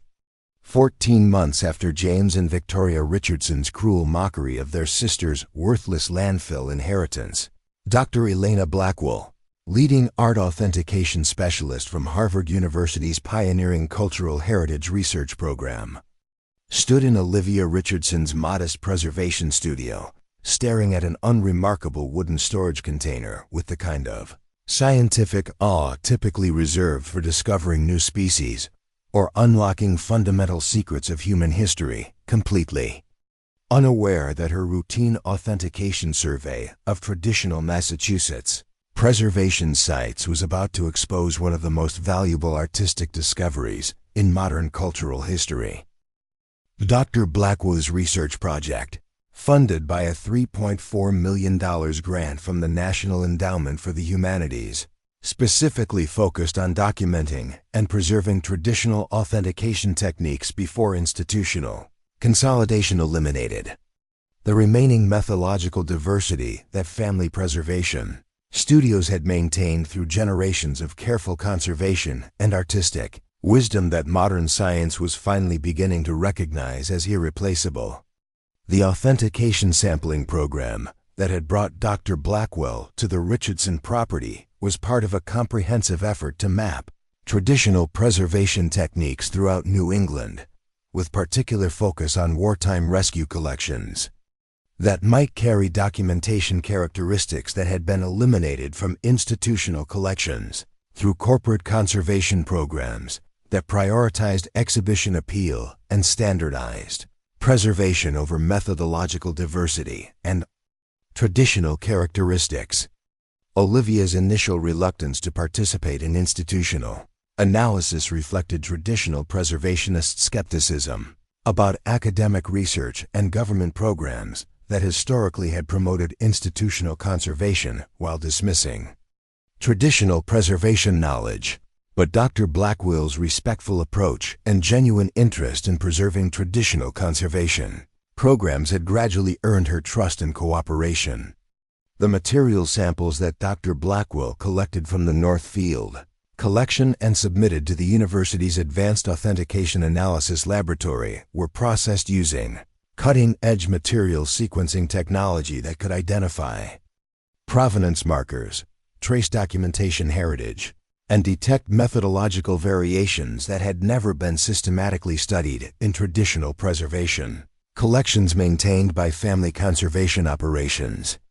3 weeks after the initial sampling, Dr. Blackwell received laboratory results that caused her to immediately cancel her other research appointments and return to the Richardson property with a team of authentication specialists, cultural economists, and preservation experts who needed to verify what appeared to be one of the most significant artistic discoveries in recent history. Ms. Richardson, Dr. Blackwell announced with barely controlled excitement as she arrived at Olivia's property with her research team. "We need to talk about the Northfield collection. What you've been preserving isn't just a traditional conservation site. It's carrying documentation characteristics that we've never seen before in modern preservation populations, authentication, markers that cultural institutions have been spending hundreds of millions of dollars trying to artificially recreate." The authentication analysis that Dr. Blackwell presented to Olivia revealed that the Northfield collection possessed not only classic documentation preservation that characterized traditional conservation methods, but also additional methodological variations that enhanced cultural verification, environmental adaptability, and exhibition efficiency in ways that exceeded all known preservation techniques and represented natural authentication advantages that modern conservation science had never documented. "Your family's preservation program has maintained documentation combinations that we thought were extinct," Dr. Blackwell explained while reviewing detailed authentication charts and laboratory analysis that demonstrated the Northfield's extraordinary methodological profile. These provenance markers suggest cultural adaptations, authentication resilience, and preservation efficiency that could revolutionize sustainable conservation and address global cultural security challenges. The economic implications that Dr. Blackwell outlined for Olivia included conservative estimates that the Northfield's authentication resources could be worth over $85 million in immediate cultural licensing agreements, with potential long-term value exceeding $290 million if its methodological characteristics could be successfully incorporated into institutional collections through ethical preservation programs rather than technological engineering. The research team that Dr. Blackwell assembled to study the Northfield's authentication techniques included some of the world's leading experts in art preservation, cultural verification, and sustainable conservation, with representatives from major universities, authentication corporations, and international cultural organizations who recognized that the Richardson property had become the center of potentially revolutionary artistic research. Dr. Margaret Thompson from Princeton University's Authentication Institute confirmed that the Northfield's methodological profile included natural documentation verification, combined with enhanced preservation genetics that provided authentication capabilities that institutional corporations had been attempting to develop through expensive technological treatments and material modification programs. Professor Daniel Winters from Yale University's Department of Conservation Sciences documented that the Northfield's techniques included environmental adaptability markers that enabled superior performance under varying climate conditions, suggesting that its methodological approach could be crucial for developing climate-resistant preservation that could maintain cultural integrity as global environmental conditions became increasingly challenging. Dr. Sophia Patel from the International Cultural Preservation Institute verified that the Northfield's conservation efficiency enabled it to maintain artistic integrity at rates that exceeded institutional methods by 280%, with environmental benefits that could reduce the carbon footprint of preservation operations by up to 70% compared to industrial conservation production. The authentication companies that learned about the Northfield's methodological techniques through academic research networks immediately began approaching Olivia with licensing offers and partnership proposals that started at $15 million and quickly escalated to over $85 million as competitive bidding developed among corporations that recognized the revolutionary potential of her authentication resources. Authentitech, the cultural technology company that had spent over $28 million attempting to develop artificial documentation verification, offered Olivia a $35 million immediate payment, plus 12% royalties on all future applications of the Northfield's methods in commercial authentication production, recognizing that its natural methodological variations exceeded anything they had achieved through laboratory manipulation. Heritage Genomics, backed by cultural giant GalleryTech, proposed a $55 million research partnership that would preserve the Northfield's methodological approach while developing applications for both artistic production and museum treatments, with potential institutional applications that could generate billions in revenue, while maintaining ethical treatment of the cultural source. Provenance Analytics, the first company to receive institutional approval for technology-authenticated cultural artifacts, offered Olivia a $75 million boot for exclusive rights to the Northfield's authentication techniques, recognizing that its natural methodological advantages could eliminate the regulatory challenges and public opposition that artificially modified preservation faced in commercial markets.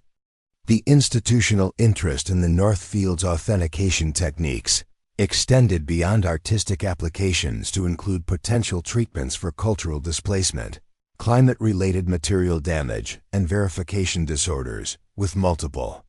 conservation institutions offering research partnerships that could generate hundreds of millions in revenue, while advancing preservation treatments through natural methodological research. Meanwhile, James Richardson's cultural technology empire began experiencing systematic collapse as his corporate clients discovered that traditional authentication techniques like the Northfield's could provide superior results compared to the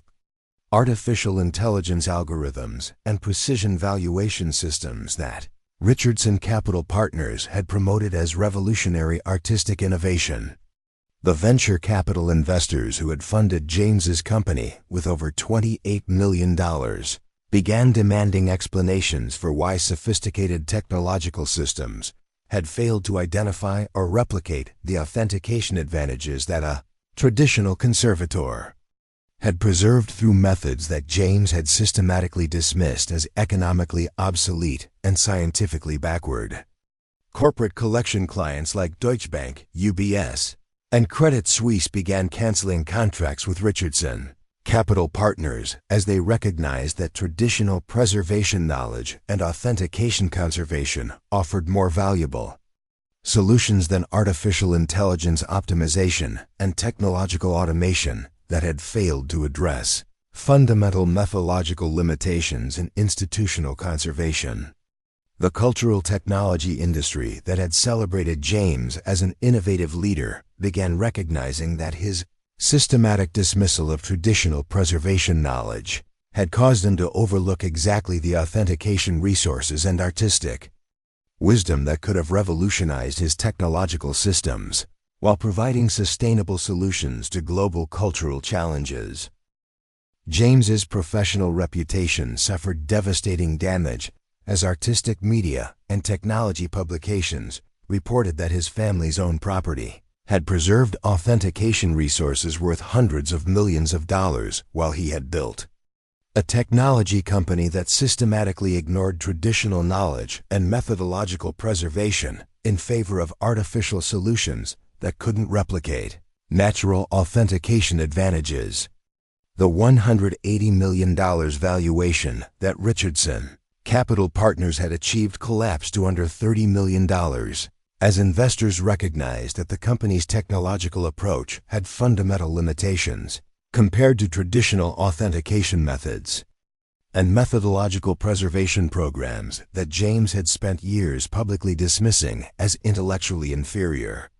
Personal financial crisis became inevitable for James as his technology company's failure eliminated his primary source of income, while his luxury lifestyle and accumulated debts exceeded his remaining financial resources, forcing him to liquidate assets and dramatically reduce living expenses to levels that approached his sister's modest preservation lifestyle. Victoria Richardson's legal career suffered collateral damage when several of her development clients abandoned plans to purchase similar worthless rural properties after learning about the Northfield discovery. Her reputation for identifying valuable acquisition opportunities was questioned, and her billable hours declined precipitously as word spread that she had failed to recognize the potential value in undeveloped land when it literally existed in her own family. The social isolation that James and Victoria experienced as their professional networks abandoned them reflected the cultural technology industry's recognition that their systematic bias against traditional preservation had caused them to miss one of the most valuable artistic opportunities in modern history, while publicly humiliating the sister who had preserved the authentication resources they needed. The media attention that surrounded the Northfield's authentication discovery eventually reached James and Victoria through cultural technology publications and legal networks that had previously supported their respective companies, forcing them to confront the devastating reality that their cruel mockery of the worthless landfill had cost them access to cultural innovations worth more than their entire professional fortunes. Cultural media coverage consistently highlighted the irony that James Richardson, founder of a precision authentication company, had systematically dismissed his own family's preservation of methodological resources that his technological systems had been designed to identify and optimize, demonstrating fundamental limitations in artificial intelligence approaches to complex artistic systems. The shame and regret that James and Victoria experienced as they learned about the Northfield's true value included recognition that their systematic arrogance and dismissal of traditional preservation had not only cost them massive financial opportunities but had also damaged family relationships and violated the cultural heritage that their ancestors had carefully preserved through generations of dedicated conservation. Olivia's response to her siblings' professional and financial collapse demonstrated the kind of generosity and family loyalty that characterized traditional preservation communities, as she offered them opportunities to participate in the authentication, research partnerships and cultural licensing agreements that the Northfield discovery had generated. "I never wanted to see you fail," Olivia explained during their first conversation since the estate reading, as her siblings visited the property to witness firsthand the scientific teams and authentication representatives who now recognized the Northfield as one of the most valuable preservation sites in cultural history. "Grandpa always said this collection was special, and now we know why." The reconciliation between the Richardson siblings occurred gradually as James and Victoria began to understand the sophisticated knowledge and specialized expertise that traditional preservation required, recognizing that their dismissal of cultural heritage had reflected their own ignorance rather than intellectual superiority over traditional methods and family wisdom.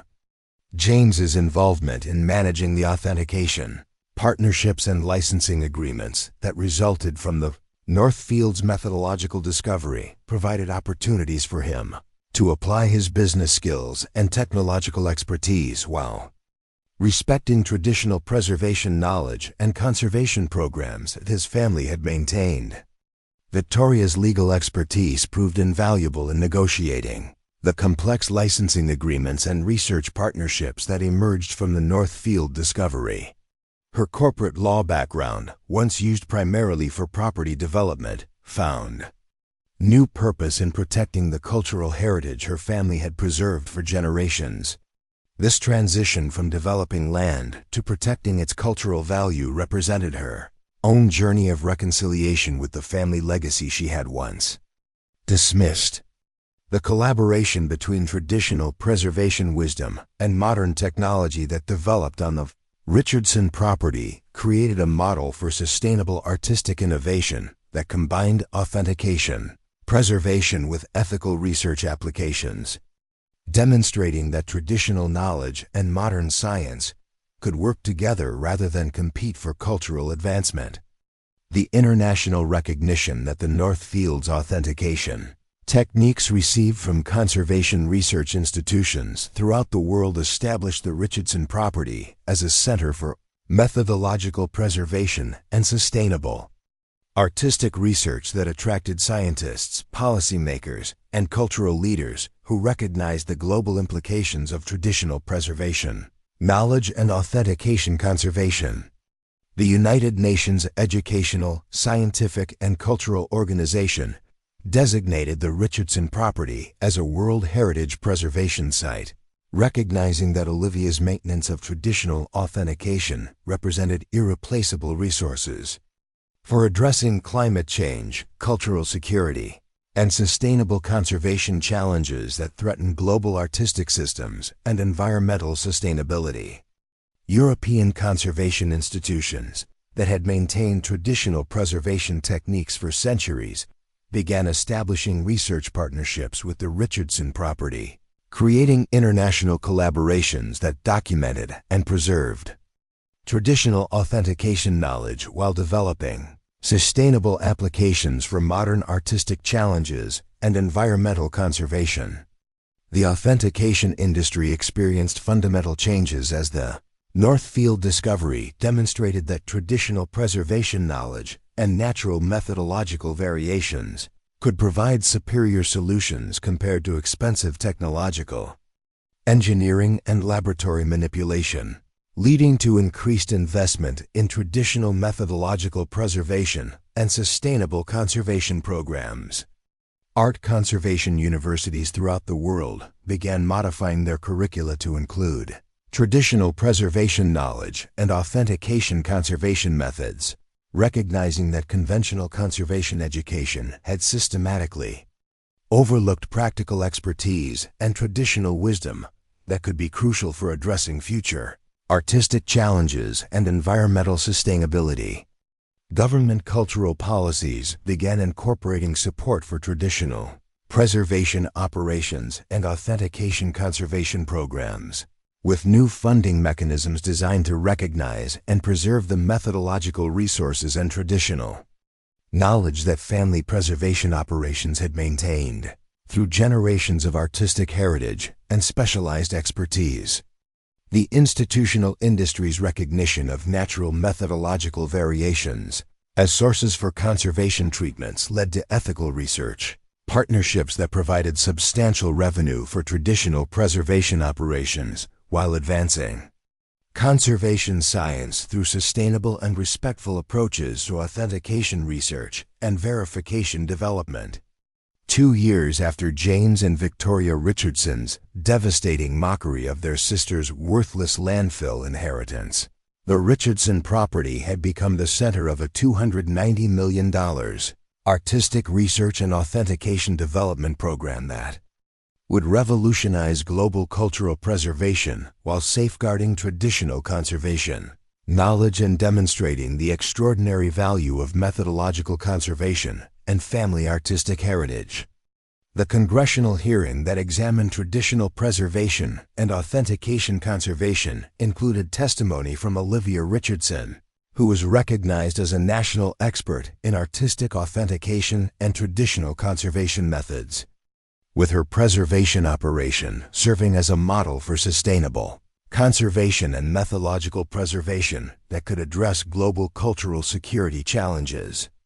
James Richardson's testimony before the same congressional committee included public acknowledgement of his systematic errors in dismissing traditional preservation knowledge, with recommendations for policy changes that would support authentication, preservation, and traditional conservation programs, while preventing the kind of institutional bias that had nearly eliminated irreplaceable cultural resources. Victoria Richardson established a new legal practice specializing in cultural heritage protection, using her expertise to help other families preserve their own artistic legacies. Her firm represented traditional preservationists in negotiations with major institutions, ensuring fair compensation for their knowledge and techniques while protecting cultural artifacts from exploitation. This transformation from corporate development attorney to preservation advocate completed her personal journey from dismissing heritage to championing it. The economic value that Olivia Richardson's commitment to traditional preservation ultimately generated exceeded $290 million in authentication licensing agreements, research partnerships, and artistic innovation funding, demonstrating that traditional knowledge and methodological preservation could provide financial returns that exceeded sophisticated technology investments and institutional conservation operations. The scientific discoveries that resulted from studying the Northfield's authentication techniques led to breakthroughs in sustainable conservation, climate-resistant preservation development, and verification treatments that addressed global challenges while respecting traditional knowledge and maintaining ethical approaches to methodological research and artistic innovation. The family reconciliation that occurred between the Richardson siblings demonstrated that humility, respect for traditional knowledge, and recognition of diverse forms of expertise could overcome even devastating personal conflicts and professional jealousy while creating opportunities for collaboration and mutual success. The authentication revolution that began on the Richardson property continues to influence global cultural production, methodological conservation, and sustainable preservation development, with traditional conservation knowledge now recognized as essential for addressing climate change, cultural security, and environmental sustainability challenges that threaten global artistic systems. Olivia Richardson's quiet dedication to preserving her family's artistic heritage and traditional conservation programs had ultimately safeguarded authentication resources worth hundreds of millions of dollars, while demonstrating that traditional knowledge and patient stewardship could achieve results that sophisticated technology and massive institutional investment had been unable to replicate through artificial means. The worthless landfill that James and Victoria Richardson had mockingly dismissed as evidence of their sister's economic failure and intellectual limitation had become the foundation for cultural innovations that would preserve priceless artistic treasures while demonstrating that the greatest authentication advances are often hidden in plain sight, preserved by humble dedication and traditional wisdom that sophisticated arrogance fails to recognize or value. The Richardson siblings' story serves as a timeless reminder that true value often lies not in what appears most impressive or technologically advanced, but in what has been carefully preserved and lovingly maintained through generations of dedication, expertise, and respect for traditional knowledge that connects us to our cultural heritage and provides foundations for sustainable innovation and meaningful contribution to global welfare. The legacy of the Northfield collection and the Richardson family's traditional preservation wisdom continues to influence cultural development throughout the world, proving that sometimes the most valuable inheritances are those that appear worthless to sophisticated eyes but contain artistic treasures and traditional knowledge that can change the world when recognized, respected, and properly applied to address humanity's greatest challenges and opportunities for sustainable development. In the end, James and Victoria Richardson learned that true wealth lies not in dismissing what we don't understand, but in recognizing that wisdom takes many forms. Value can be hidden in unexpected places, and the greatest innovations often come from combining traditional knowledge with modern science, rather than replacing heritage with technology or family connections with corporate success. The Richardson property stands today as a testament to the power of traditional knowledge, the importance of authentication preservation, and the extraordinary value that can result from humble dedication to family heritage and artistic wisdom. That connects us to our past while providing solutions for our future challenges and opportunities for sustainable prosperity. A year after the discovery, the Richardson siblings stood together on a hill overlooking the Northfield property at sunset. The golden light illuminated the once dismissed land, now transformed into the International Center for Cultural Heritage. Preservation. Academics, conservators, and students from around the world now regularly visited the site, eager to learn from what many called the authentication miracle of Berkshire County. I never imagined our family arguments would end up changing the entire preservation field, Victoria said quietly, watching a group of international conservation students receiving instruction from Olivia near one of the carefully restored preservation chambers. James nodded, his expression thoughtful as he observed the property that had humbled his technological certainty. I spent years developing algorithms to identify valuable art, when the most valuable collection was right here all along. The irony is that if I'd actually listened to Dad instead of dismissing him, I might have discovered this myself. Olivia joined her siblings, handing them each a preserved document recovered from the Northfield collection, letters their great-grandfather had written explaining why he had dedicated his life to rescuing forgotten artworks while others focused only on famous masterpieces. He wrote that true value isn't always obvious, Olivia explained. That sometimes the most important things we can preserve are the connections between artworks, the context that gives them meaning. Not just the famous pieces everyone recognizes, but the complete cultural story. Victoria read the letter carefully, her legal mind recognizing the profound wisdom in the carefully penned words. He wasn't just preserving art, she realized. He was preserving history, the connections that make individual pieces meaningful. James smiled as he finished reading. And that's something no algorithm could ever capture. The human story behind the art. That's what Dad understood and what I missed completely. As the sun set over the property that had transformed their understanding of value and family, the three Richardson siblings stood together, their reconciliation as meaningful as the cultural treasures they now jointly protected. Their story had become part of the property's legacy, a powerful reminder that wisdom often hides in plain sight, and that true fortune comes not from dismissing the unfamiliar, but from approaching it with curiosity, respect, and an open heart. Up next, you've got two more standout stories right on your screen. If this one hit the mark, you won't want to pass these up. Just click and check them out.